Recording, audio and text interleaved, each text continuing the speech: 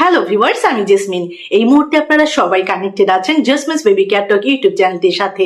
চলুন আজকের গুরুত্বপূর্ণ ভিডিওটি শুরু করা যাক। আপনার বাচ্চা কি বই পড়ে কিন্তু 10 মিনিট পরই সব ভুলে যায়?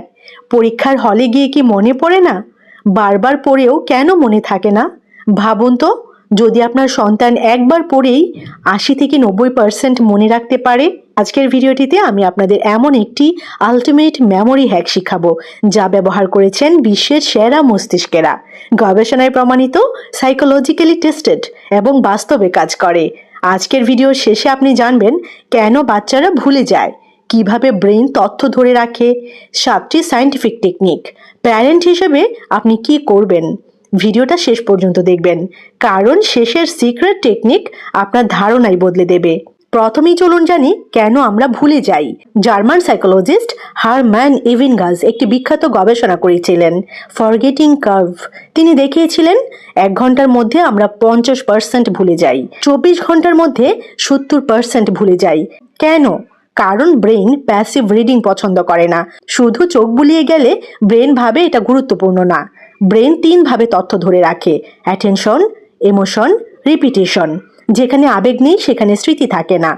ব্রেন কিভাবে কাজ করে? মেমোরির ক্ষেত্রে গুরুত্বপূর্ণ অংশ হলো হিপোক্যাম্পাস। নোবেল পুরস্কার বিজয়ী এরিক ক্যান্ডেল দেখিয়েছেন, রিপিটেড প্র্যাকটিস নিউরন কানেকশন শক্ত করে। মানে কি এটাই ভাবছেন? যত বেশি অ্যাক্টিভ রিকল, তত বেশি ব্রেন কানেকশন শক্ত। এইবার আমরা জানবো দ্য 7 আলটিমেট মেমোরি হ্যাকস। প্রথমটি হচ্ছে অ্যাক্টিভ রিকল টেকনিক। বই বন্ধ করে নিজেকে প্রশ্ন করুন, ভুল পদ্ধতি কি জানেন? 5 বার পড়া। সঠিক পদ্ধতি কি জানেন? 1 বার পড়ে নিজেকে জিজ্ঞেস করা। 2 নম্বরে হচ্ছে স্পেসড রিপিটেশন। 1 দিন পর, 3 দিন পর, 7 দিন পর রিভিশন। এই পদ্ধতি ব্যবহার করেন টপার স্টুডেন্টরা। 3 নম্বরটি হচ্ছে ফাইনম্যান টেকনিক। বিখ্যাত বিজ্ঞানী রিচার্ড ফাইনম্যান বলতেন, explain it to a 5-year-old। আপনার বাচ্চাকে বলুন, আজকে যা পড়েছ আমাকে 5 বছরের শিশুর মতো বুঝিয়ে বলো। 4 নম্বরে হচ্ছে স্টোরি মেথড। শুধু তথ্য মুখস্থ নয়, গল্প বানাও। যেমন সূর্যের চারপাশে পৃথিবী ঘোরে, এটা গল্প বানিয়ে শেখাও। 5 নম্বরে হচ্ছে ভিজুয়াল ম্যাপিং। মাইন্ড ম্যাপ আঁকানো। ব্রেন ছবি বেশি মনে রাখে। 6 নম্বরে হচ্ছে ইমোশন অ্যাটাচমেন্ট। যে বিষয় ভালো লাগে না সেটাকে গেম বানান। ডোপামিন বাড়লে স্মৃতি বাড়ে। 7 নম্বরে হচ্ছে স্লিপ হ্যাক। ঘুম না হলে স্মৃতি তৈরি হয় না। হার্ভার্ডের গবেষণায় দেখা গেছে ঘুম স্মৃতি কনসলিডেশন করে। প্যারেন্টদের জন্য গুরুত্বপূর্ণ অংশ এখন আমি আপনাদের সাথে শেয়ার করব। সেটা হচ্ছে বাংলাদেশে অনেক প্যারেন্ট কি করেন, আরও পড়ো, মুখস্থ করো, এতে কাজ হয় না। বরং প্রশ্ন করুন, আলোচনা করুন, ভুল করতে দিন। রবীন্দ্রনাথ ঠাকুর বলেছিলেন, শিক্ষা মানে মুখস্থ নয়, বোঝা। একজন 10 বছরের ছাত্র আগে 30% মনে রাখতো।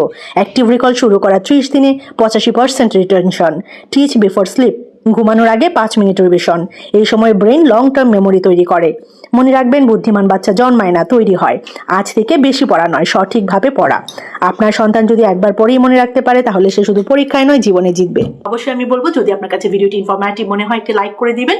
অবশ্যই শেয়ার করে দিবেন অন্যান্য গার্ডিয়ানদের সাথে, অন্যান্য বাবা মায়েদের সাথে। আর যদি চ্যানেলে নতুন হয়ে থাকেন, অবশ্যই চ্যানেলটি সাবস্ক্রাইব করে রাখবেন। পাশে থাকা বেল আইকনটিতে ক্লিক করে রাখবেন পরবর্তী ভিডিও পাওয়ার জন্য। সবাই ভালো থাকবেন, বাচ্চাদেরকে ভালো রাখবেন। আল্লাহ হাফিজ।